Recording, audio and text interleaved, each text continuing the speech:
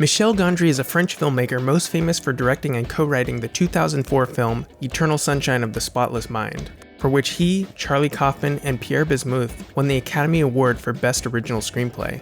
Prior to his feature film debut titled Human Nature, he made a name for himself as a music video director, working with such artists as Daft Punk, the Chemical Brothers, Bjork, and the White Stripes. He often incorporates his personal thoughts and fears from his childhood into his work, most notably a recurring nightmare in which his hands grow to an enormous size. Gondry actually got his start as a music video director after making music videos for his own band called Wee Wee. He was the drummer. Icelandic singer Bjork noticed his work and hired him to direct the music video for her song Human Behavior. He also directed a variety of television commercials, and one he made for Levi's holds the Guinness World Record for most awards won by a TV commercial. His style most resembles that of a creative child. Everything is inventive and crafty, with practical effects and production design often made from ordinary materials. And this mise-en-scène always fits the narrative of his films, which often follow creative and childlike protagonists. Gondry has described himself as someone who has been 12 years old forever.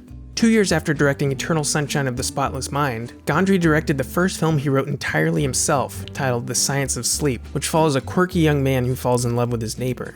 The film plays heavily with dreamlike imagery, which Gondry has had a strong interest in since his early work. After The Science of Sleep, he wrote and directed the Jack Black Mos Def comedy, Be Kind, Rewind. The film wholly incorporated his handmade, budgetless aesthetic, which ignores imperfections in favor of creative solutions. In Be Kind, Rewind, a video store clerk and his friend must remake or swede all of the movies they carry after the tapes get erased. They go on to remake the movies using whatever they have on hand, much in the same way that children might creatively play around with a video camera. With the era of YouTube in full swing, people from around the world were encouraged to express their creativity and swede their favorite movies in short form with whatever materials they had. And this included a remake of Taxi Driver by Gondry himself. Gondry followed Be Kind, Rewind with 2011's The Green Hornet, which was a slight departure from his low-budget aesthetic. The Green Hornet applied Gondry's inventive charm to a more mainstream and high-budget studio film. Gondry was originally attached to the project back in 1997, and the film was going to be his feature film debut. After the film entered development hell, many other directors were attached and then removed until it finally ended back with Gondry as the director.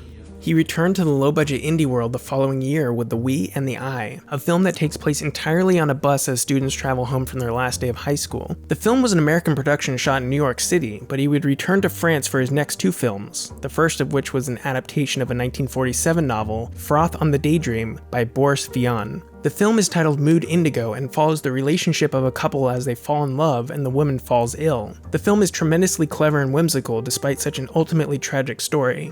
Gondry has also done 3 documentaries: Dave Chappelle's Block Party, The Thorn in the Heart, and his most recent Is the Man Who Is Tall Happy, in which Gondry animates a conversation he had with notable philosopher Noam Chomsky.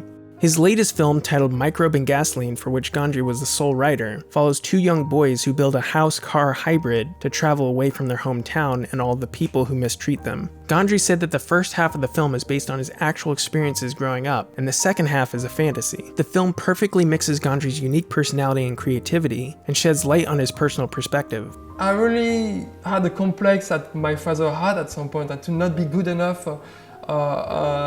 And then I decided I would go over it. I decided I would be as good as Picasso or whatever. And obviously, there is a difference. But I mean, at some point, if you want to consider yourself as somebody who creates things, you have to just ignore that and just say, okay, what you're doing, what you're putting out is different because you put yourself into it.